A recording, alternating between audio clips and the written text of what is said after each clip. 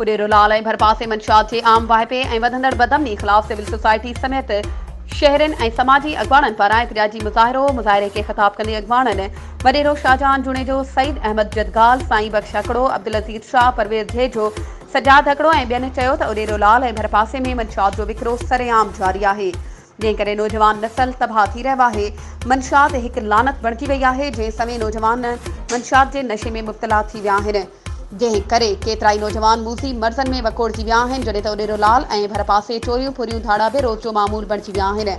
माण्हू घर वेंदे बि महफ़ूज़ न आहिनि। रोड रस्तनि ते पुलिस बजाए चोर ऐं फोरू बीठल आहिनि, पर पुलिस अघूर निंड सुतल आहे। एहतजाज कंदड़नि army chief justice of Sindh high court ऐं IG सिंध खां मुतालबो कयो त नोटिस वठी उडेरो लाल ऐं भरपासे मंशियात फरोशनि ऐं संदसि साथारनि ख़िलाफ़ कार्रवाई करे वधंदड़ बदमनी ते कंट्रोल करे अवाम खे तहफ़ुज़ फ़राहम कयो वञे। वधीक ख़बरुनि ऐं अपडेट्स जे लाइ असांजे चैनल खे सब्सक्राइब कयो ऐं हा, बेल आइकन खे प्रेस करणु न विसारिजो त जीअं असांजी हर नई अचण वारी वीडियो तव्हां ताईं पहुची सघे।